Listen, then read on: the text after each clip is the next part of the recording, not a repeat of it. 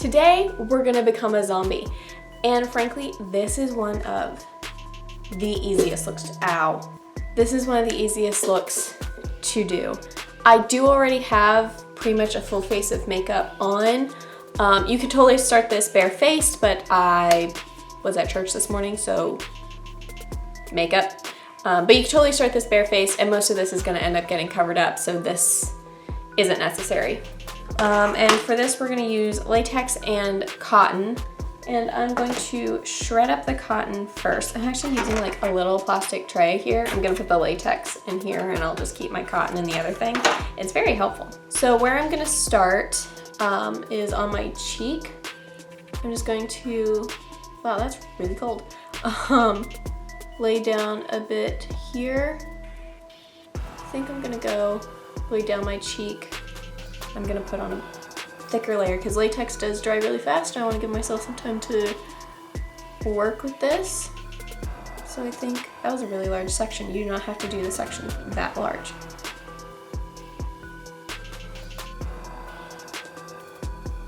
Okay. You could also use tissues, tear up tissues. I actually, hold on, I'll show you in a second. We're gonna do some more layers and then I'm gonna show you some. So just pick the spots that you want latex, and I'm going to do this first part, whoa, all at once, and then do the second layer. Keep your bangs out of the way. I should have pinned them up first, but that would require getting up to get a hairband, and I don't want to.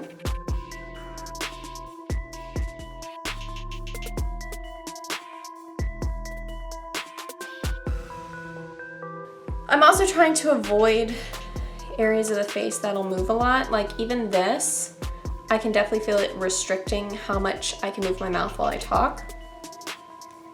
And I'm about to do the exact same thing on this side.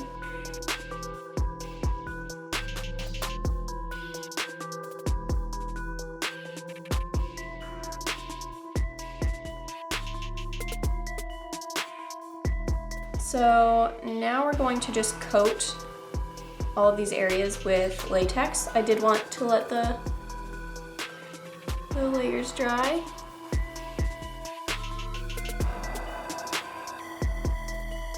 You can see that texture that we're creating. And if you wanted to, you could do this kind of all over the face. It's not gonna be comfortable, but you could do it. And with some of my latex, I am going to go up above and around where those textured areas are, just to give more of an effect, because I can kind of peel up some of the latex once it's dry. You don't need cotton to do this, you can just do layers of latex.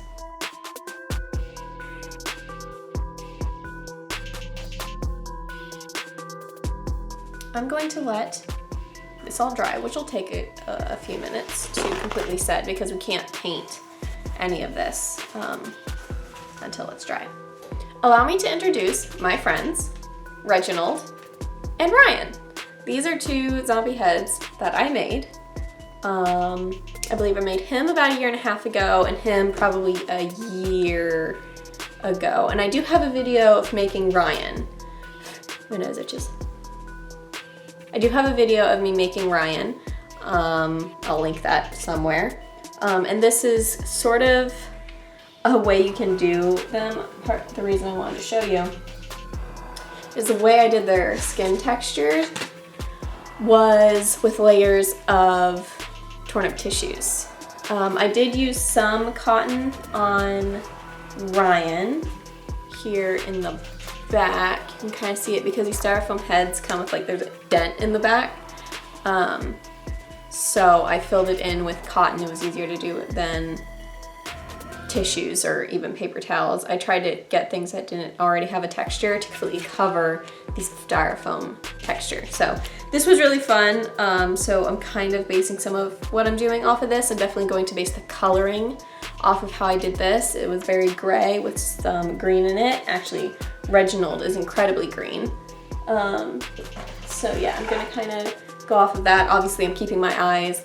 I just liked doing this. This was a lot of fun. Gouging up the styrofoam eyes was actually a lot of fun. Probably more fun than it should have been. Take my finger here and peel up some of the corners. So we had those spots where we just kind of laid down latex. Can you see what I'm doing here? Now I'm creating more gaps and holes and tears and grossness. And kind of just run it along there. So you can see my nose looks like it's peeling. This is gonna be kind of a new zombie. Like, this isn't a super decayed one.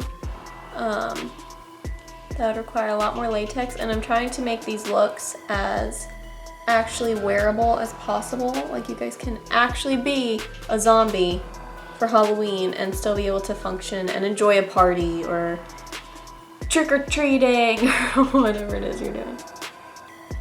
Gross. I like it. Okay. So a lot of the actual cotton part still isn't completely dry, but that's okay. I can get started on painting the rest of my face. And one of the things I'm going to do, I'm going to take a foundation, and it's a kind of dark foundation. It usually matches me when I tan, but I'm going to take that, and apparently on a stipple brush is not what I normally use.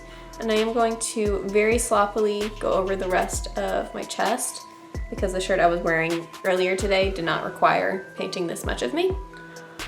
So just kind of sloppily cover that. Just trying to give myself an even base to go off of. Don't want to go over latex while it's still wet with a brush, because you will ruin your brush. There we go. So you see it's like kind of covered. It's not super perfect. It doesn't need to be. This part of my sleeve is getting on my nerves. There we go. I really went to town on this shirt, like just ripping it to shreds, which was really fun. So while I'm waiting for that to dry, I can go in different areas on my body. And I'm gonna take this concealer palette and I'm gonna go back and forth between different concealers. You don't need to use an entire palette. You can get one dark concealer. You get the Wet n Wild like photo finish concealer. It's very inexpensive. Just get it in a shade that's darker than you.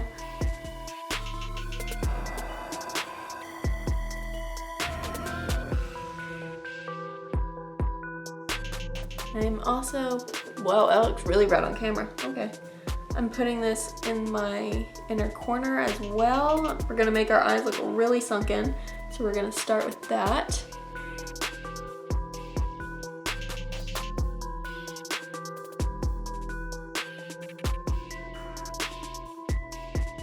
Okay, I'm also going to we're gonna take a mixture of shadows.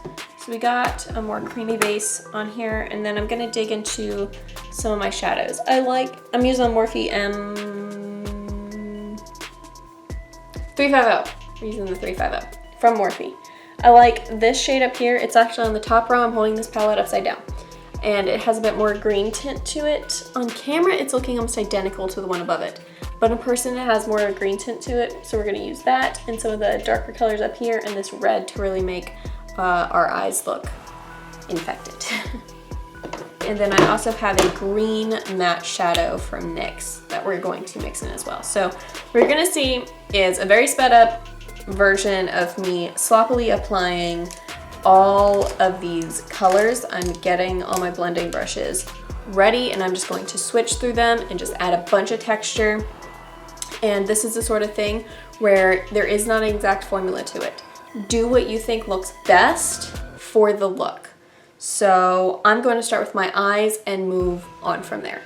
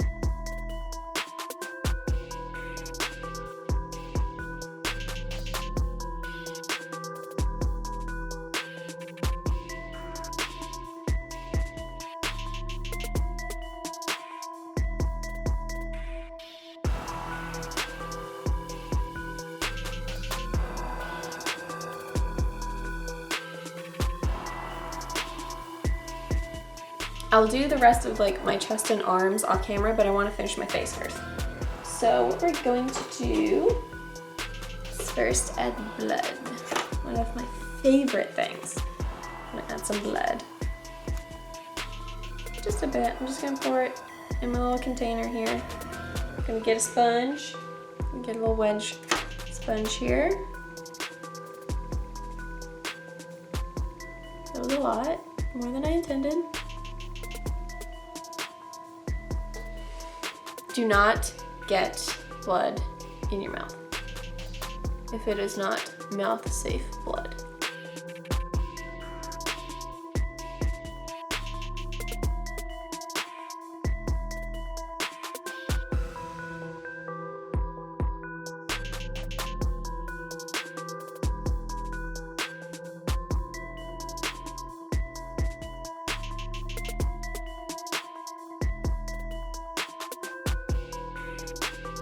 Stage blood, whoa, okay, we'll stop now.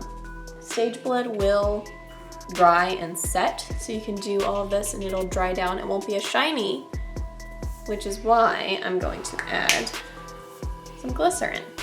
First, I'm gonna take the top off of the glycerin so I can actually get it out of the bottle. This is just vegetable glycerin. I ordered this off Amazon like I do most things. And you can use this as sweat or shininess for infections, because nope, you can't. I'm gonna make this look extra infected and gross wherever I don't have the blood. Okay, what I'm gonna do is turn off the camera for a minute, finish the rest of me, put my hair down, get the glycerin from running into my nose, and I'm gonna finish the rest of my body. And then we will do the final looks.